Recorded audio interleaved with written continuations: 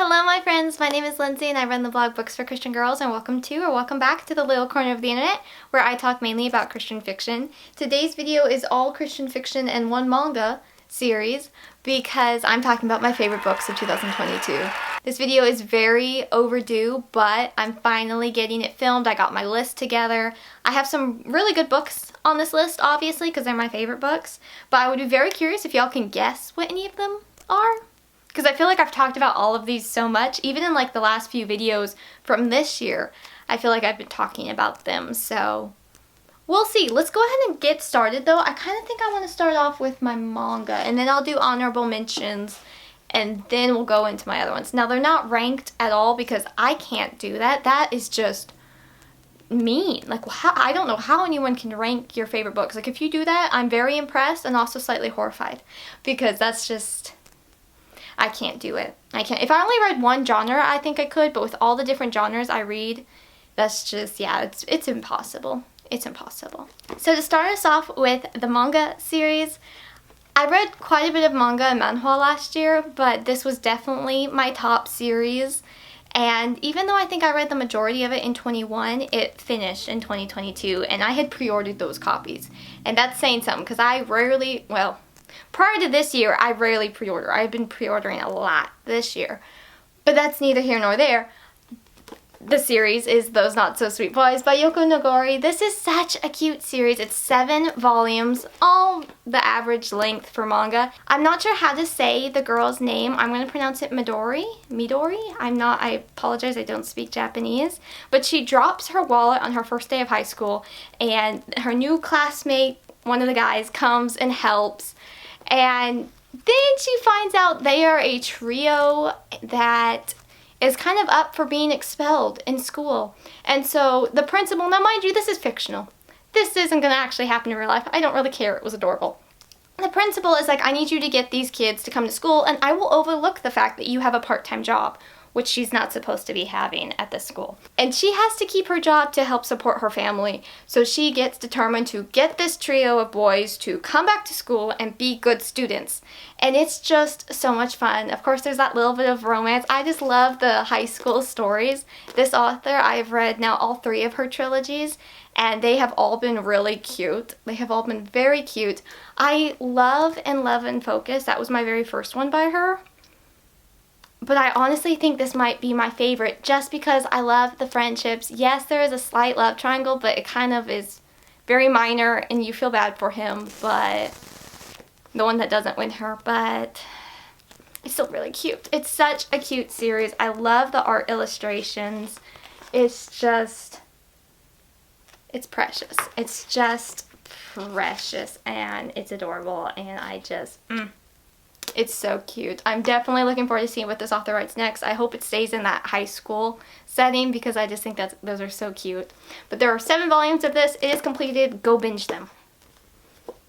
That's at least what I would suggest because they are adorable. They are very adorable. So moving on into my Christian fiction honorable mentions, I have kind of 2. One is a series though, so does that really count? I don't know. But the first one has to be Ignite by Jenna Terese. This was just such a fun world to be a part of. I keep discussing this book in my last few videos because it's just fascinating, and honestly I want to reread it, but I'm waiting until I have a release date for book 2. Then I'm going to reread this one, and I'm going to read for the first time the prequel novella, which is about our mysterious ice boy in this book, and it's I'm excited about reading that one. But this is all about Scarlet, who in her world there are those with superpowers, but they're not superheroes. They're kind of looked upon as villains or ne'er-do-wells. Is that how you say that? Like, they don't do well. They're not good people, basically. They have that reputation. And that if you're attacked by them, you can potentially get those powers too. So unfortunately, our main girl, Scarlet, is attacked by someone with fire powers, and she has to turn herself into the government, go through this facility, but not everything is how it seems because we have kind of a dystopian society in the government. The government's always corrupt. I love that plotline. I love it so much. So this was just a really fun, very different read. And also the fact that it had Christian content in this fantasy world. Like, it's contemporary, like modern day settings, but as if there are some people that have powers, and it was very fascinatingly done. So yeah, I enjoyed this one. It was different. I'm not a big fantasy reader in general, I would say. Like, I've never given a fantasy book 5 stars. I don't know if I ever will, because that's just not my preferred genre. This year in 23, I have been reading a lot more fantasy books. I've been reading a lot of fantasy books, which is just so weird to me. But I was able to really get into this world, and it's not that high fantasy. It's, again, that contemporary setting, but just a few tweaks. And I think that's the type of fantasy book I am liking more so than any other type of fantasy book. It's interesting. I'm finding what I like in this specific genre. But I did really like this one, so this is an honorable mention. Also on KU, by the way. Just want to note that. My second honorable mention goes to actually an entire series, but I will be talking about one kind of a little bit more here in a minute. But that is the Tradewinds series by Taylor Bennett. This series was just so lovely. It's Porch Swing Girl, Sandcastle Dreams, and then there's a Christmas novella, Barefoot Memories, and Promise Me Aloha, I believe is all of them. Pretty sure. The novella throws me where that goes. I'm pretty sure it's in between books 2 and 3, but that could technically be book 3, so then it put, I don't know. But regardless, it is a really fun series. I actually just talked about it when I shared about some books I read that were on Kindle Unlimited. This whole series is on Kindle Unlimited. And it is just such a lovely series, particularly the last 2 books, and I'll be talking about one of them here in a minute again. But our main girl, Olive's mother has passed away, and her father kind of takes her and her younger sister to go live with her mom's mom, her grandmother, in Hawaii. And Olive is grieving, obviously, so we do have those moments of she can't believe her father did this. But as the books continue, we see such a character development and so much faith content that I just loved seeing. I feel like I talk about the series a lot, so it's not necessarily a hidden gem, but I do feel like it's a hidden gem, just in the sense of not enough people are talking about it. I definitely would suggest giving it to the second book because Olive can be a little frustrating. In the first book, I won't lie, she can be, but once you get to that character development, and book 4 and 5, which is technically 3 and 4, but because of the Christmas novella, though the character development, the faith content, just the cuteness overall, and her learning a new friend group, having a new friend group, learning about them, just the character development was lovely. It just felt so realistic. I felt like I was reading about somebody's actual life, and it was just really, it was really neat. It's definitely a series I highly recommend for, I would say, 14 and up, but depending on the girl and what she's read. Like, if a younger girl has read a lot of secular market YA books, then I think this would probably be totally fine, but I have full content reviews. I'll link down below. But it's just, it's a good series. It's a really, really good series. I had to mention at least a couple books I reread in 2022 because I know that's always like a really big debated thing in like the Bookstagram community and here on BookTube, just in the book community in general. When you talk about your favorite books of that year, of that prior year, do you include rereads? And I am pretty sure I always have on here. But now, since I've been rereading more, I kind of like to do that as a whole separate video. So I will be sharing a video about all the books I reread and did my ratings change, did they get better, that kind of thing. I will be sharing that for my next video, so look out for that. But I have to comment on one book and then a trilogy that I reread and just loved. Like, if I was read these for the first time, they would have already been on this list, so they deserve the spot to be on this list regardless if I've read them 1 time, 2 times, whatever. That's my opinion. It's a very different opinion, I know. Some people really prefer it just all new books on their favorite book list, but if you enjoyed it so much that you really loved it, that you reread it, I think it deserves a spot. So that first book would be The Debutante's Code by Erica Vetsch.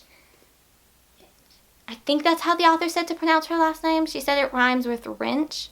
So wrench, Vench. I think that's the correct way. Daisy says hello. This, if I had to pick a favorite Regency book, would this be it? This might be it. I give this one 4.5 stars again. I think this would probably be it. I do love Melanie Dickerson's The Spies of Regency London series. I love that one. Okay, so we're sensing a theme here. Spies, Regency. Spies, Regency.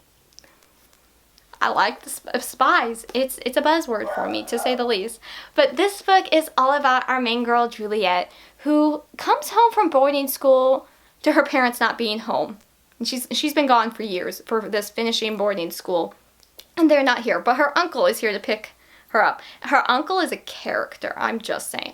Her uncle is very entertaining. And so she goes home and she's just like, they're not here. This is really a bummer. Like, I had all this expectations. And so she goes to the music room where she has the most memories with her parents and plays a certain song. And a mysterious compartment comes out of the piano. Her family is spies and they're trying to save artwork that's being like stolen and is in other countries and that kind of thing. So I just love the art mystery aspect in general, but add in that Regency setting and they're living as double spot. What is that phrase? Double lives. Hi, Daisy. They're living double lives as spies for the crown, and just that concept alone is just super intriguing. I reread this book because the second book released last year, and I think it's the third and final book is releasing this fall, so I'm definitely looking forward to it. The romance was exactly how I like it. It was very light. You've got hints of more to come between the main couple, and the main guy, he's a, what do you call it?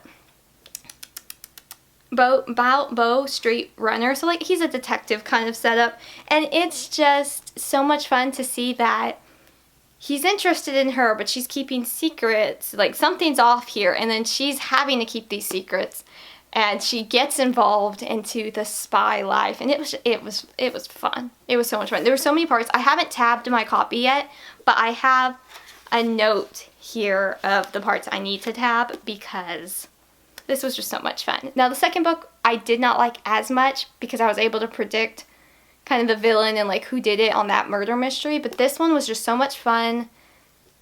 I love the Regency spies, and then add in the art mysteries. It makes it so neat, so entertaining. So that was my reread that I really, really liked. The next reread on this list is a trilogy, and I will take every opportunity to talk about this trilogy. So I'm going to talk about it now, and that is the Poor Aster Secrets series by Sandra Orchard. So it's book 1 is Deadly Devotion, then we have Blind Trust and Desperate Measures. And yes, I have tabs all over these because I just love them so much. They're so much fun. This is by far, I would say, my very favorite Christian suspense trilogy or series overall. Yes. It's an easy 4.5, 5 stars. Because of all the elements, and I love it. It kind of had that conspiracy theorist vibe, and I love a good conspiracy theory. I just think it's fascinating to learn about those. I might not believe them, but I think they're interesting to see, and this definitely had that vibe. Our main girl, Kate's mentor, she's a research scientist, and her mentor has been killed, but it's being ruled as a suicide, and our main girl knows like that can't be. They were on the breaking edge of a new treating depression with herbal medicine. Yeah, when Daisy is suddenly found dead. Oh no, Daisy, close your ears. But it was just fascinating. I love there's just so many parts I loved. Like, there's so many quotes. Like, I had so much fun talking about, okay, I just opened a random tab. Has anyone ever told you you're moody? Because I could recommend a tea for that. I love the tea. I am such a tea girl, so to have a girl that was just like obsessed with tea and like all the health benefits of different ones was the best. This whole trilogy though is just so good. It is so good. The twists, the turns, how things are revealed. It's definitely a trilogy I would recommend reading pretty soon, one after the other, because there's just so many things revealed, and it picks up, if I remember right, it picks up like almost right then and there, and it's just, it's good. It is good. This is one of the series, I talk about it, I already want to reread it because I just adore it so much. It's so much fun. It is so much fun. I really enjoy it. It's good. Like, I know these covers aren't the best, and they're definitely not on trend for today's market, but I don't really care because I love this trilogy. It's just so much fun. This is by far my favorite suspense trilogy. It's got the romance, goes throughout the whole trilogy, so it's light in the first book. It hints a bit more in the second, and then like it has that natural progression, and I love it. I love it. It's great. Okay, so for going into the books I read for the first time, Daisy, are you going to stay in here with me, or do I have to let you out? Hang on, she wants out. So for going into books I read for the first time in 2022 that I just adored, Crossfire by Lynette Eason. I raved about this book in a few recent reads, and I will link whatever videos I first talked about these books in the description below, because I feel like I'll do even more good on my fangirling. Daisy, may I just let you out? Hi. So let's talk about this book. This book was so good. Obviously, it's in this list. I keep telling you all these books are good, but it's kind of an obvious thing because I have them listed in my favorite books of 2022. Hi, Daisy. Our main girl in this one, though, is Juliana, and she is an FBI hostage negotiator, which, a buzzword right there for me. FBI hostage negotiator, like, separate together. I just, yes, tell me more. I just think it's fascinating, and she was quite literally the coolest. I know I've said that before, but she was the coolest, and if I had to pick, like, a favorite main girl from a suspense trilogy, she might be my all-time favorite. See, Kate in the, Port Aster Secrets, that was kind of more of a mystery suspense. Like, it was a good split. This is pure suspense, keeps your heart rate pumping, your heartbeat, which your heart is pumping regardless, and the rate and the beat, everything's just like rah, because there's just so much intense moments in this book, and Juliana was just the coolest. And I think what also really made this book stand out to me was the faith content was so well matched, and it talked about the whole, why do people do evil things in this world? And that's something I've seen throughout the years in Christian suspense, fiction, just in general. I constantly see that, why does God allow that? You have a free will, you have choices, and those choices affect others. And this book straight out said that. And I loved seeing that. I loved seeing that straight up discussed, because it's typically just like the main girl or guy just whining. They're whining about why God would allow things to happen. It's like you have the choice. You have a choice every day on what you're gonna do. Hello, kind of thing. So I just loved that this book discussed that when I don't see that discussed. And the third book in this trilogy was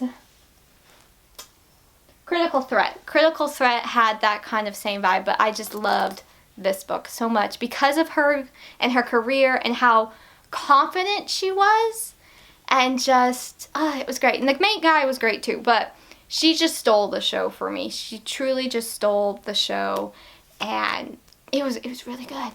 It was really good, obviously.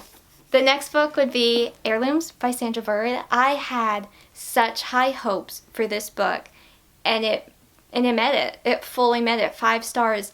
It was just so neat to me to see Korean American characters and Korean characters, because this is a dual time period.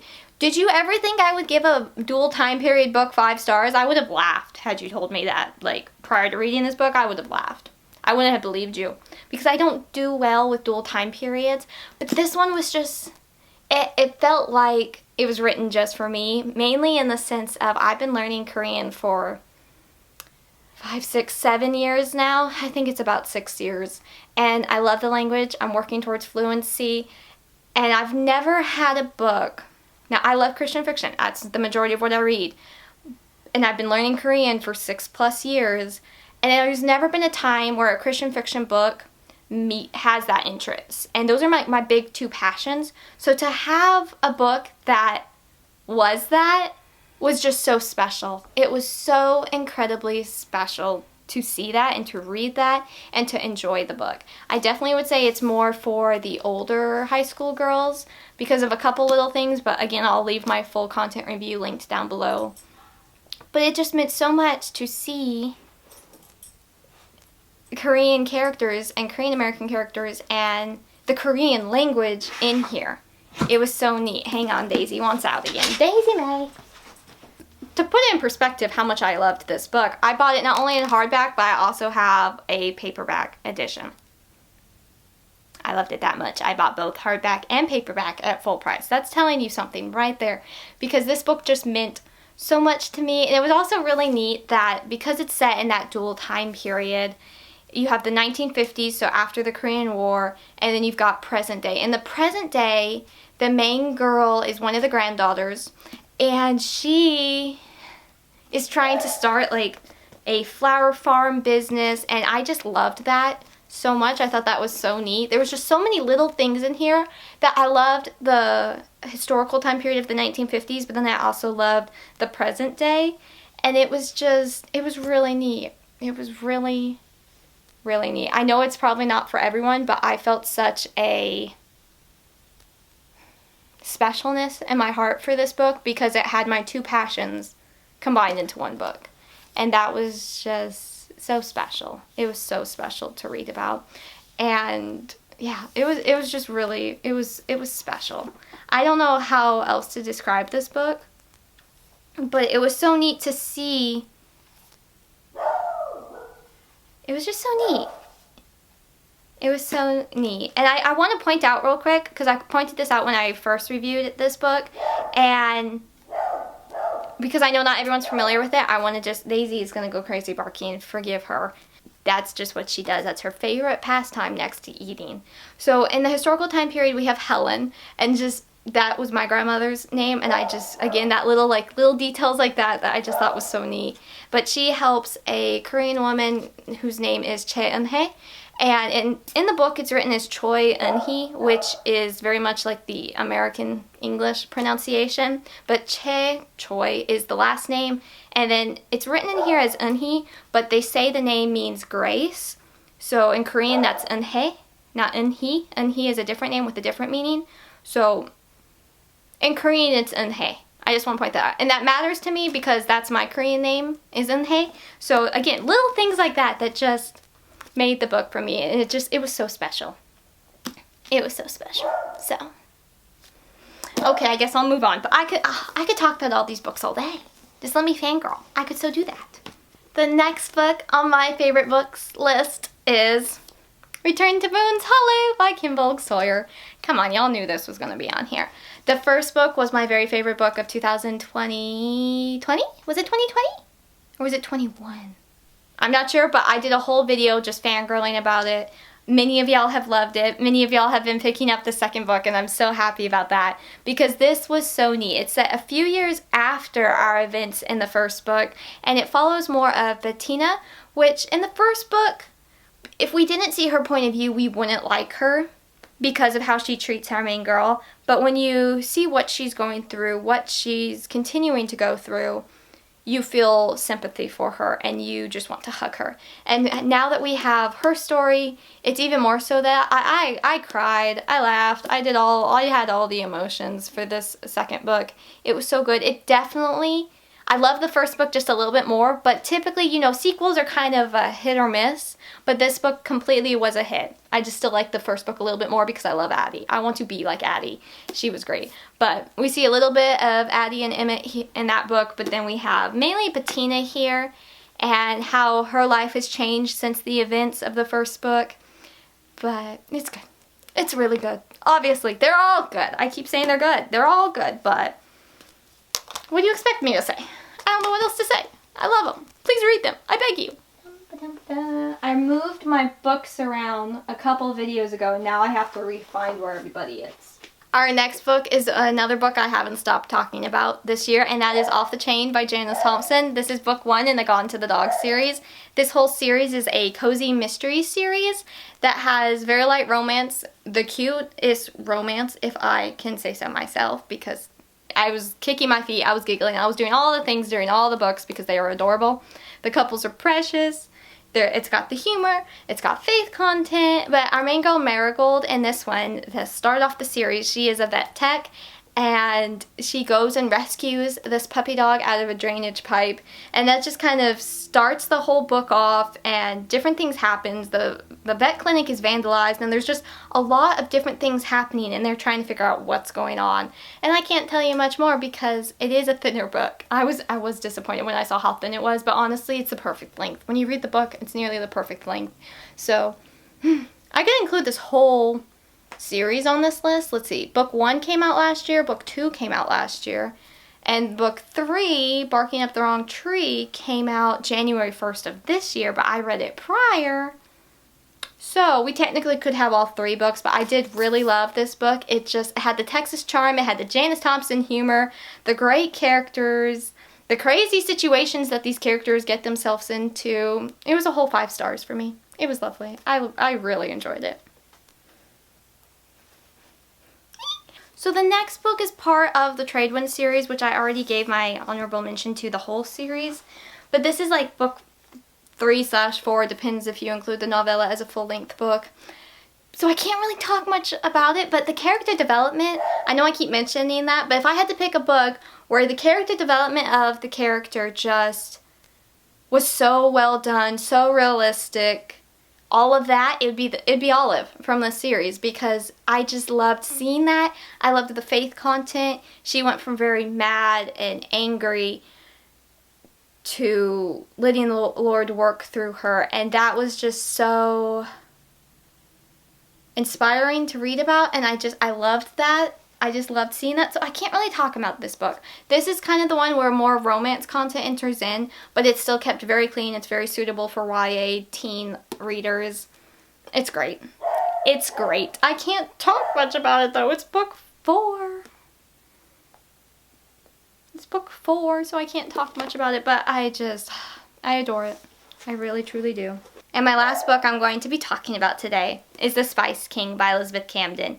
Now, I will be honest and say the 3rd book was very disappointing to me, but I did really like the 1st book and the 2nd book of this trilogy, the Hope and Glory trilogy. But this 1st book, I think this was my favorite one compared out of books 1 and 2. Just Elizabeth Camden's historical writing style is always impressive because of all the details she includes in, and the technology and the machinery, and just all of that is fascinating. So you can always count, when I'm reading an Elizabeth Camden book, I'm doing bunny trails of research based off of the time period, based off of what's happening, what they're talking about, historical events, the items they're using, whatever. I'm researching all that because I find it fascinating.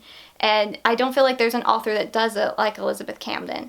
So this book was very, very much my style though, because it has to do with our main guy, Gray, runs his family's spice company, and it's a big deal. Like, it's a really big company. They go all over.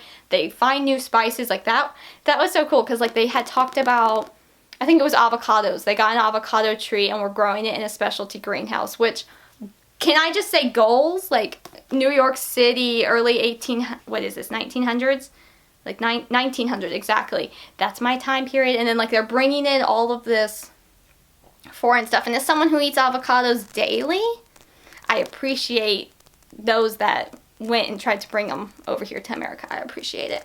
And it's fascinating to think about all of, like, oh yeah, that's not native to America. How did it get here, kind of thing. And I love that. So we had that kind of plant aspect because the main girl is a botanist. And then we have his family's company with all the foods and the spices and all that kind of thing. And it was fascinating. It was fascinating. And it was set before the FDA was established and corrupted. So we have the competition doing things that are not ethically correct and putting ingredients in their food. Like, I think it was it applesauce, and it did not even contain apples or something like that. It was just really interesting to read about all that. So if you're a history nerd, like I am, I think you would find this book fascinating. This book has definitely been popular here on BookTube in the last year for our Christian side of BookTube, and that's been really exciting. Book 2 follows his sister, and she is an assistant to the First Lady at that time, which was very fascinating to read about. And it is a trilogy where you want to read them all because the stories connect. Like, we meet his brother, and we hear about his brother in this book, but more things are happening, and we don't get his story till the 3rd book. But I will say I was disappointed with the 3rd book personally, But I did really like book 1 and 2, and this is definitely one of my favorite Christian historical fiction books, just because it had so many parts that I just really enjoyed learning about and researching. I don't know, I find it fascinating, so that's this one. And I have my stack of books. I'm very excited about my stack of books. Ta-da! My favorite books of 2022. Now, I didn't grab the entire Tradewinds series, but here they are. I really loved book 4 the most, though, I would say, so that's why I have that one here. It's such a good stack. Now, these might not be the prettiest spines altogether, like this doesn't look the most photogenic, but when I look at them, I feel so happy because these are my top books of 2022. These are ones I really, really enjoyed. So, yes, I'm very happy. This is a really good stack of books, I have to say. I'm excited that I have honorable mentions, some rereads, and then some first-time reads. Because, again, I had, like, 4 5-star books. Yes, Barefoot Memories, Off the Chain, Heirlooms, and Return to Boone's Hollow were all 5 stars. That's really neat. I'm so happy I had 5-star books. That doesn't always happen, but when it does, it's really exciting. So I think that's it for this video. I will see y'all next time when I talk just about the books I reread in 2022. I've reread quite a few, and there were some interesting opinions this time around, but I will see y'all then. I hope you enjoyed this video. I'd love to know if you've read any of these. Do you want to read any of these? How many books did you love in 2022? Like, how many did you give 5 stars? I'd be super curious. 4 books for 5 stars is really high for me, but that was super exciting. So that is it for this video. I hope you enjoyed it. I will see y'all next time, and have an absolutely lovely rest of your day. I'm Lindsey from the blog Books for Christian Girls at blogspot.com, where there is a new review every Monday and Friday. I try to post a new video on this channel every other Friday, and then I'm also on Instagram and Goodreads and TikTok and all that stuff, and I'd love to see y'all here, there, and everywhere. And I hope you have an absolutely lovely rest of your day. Bye!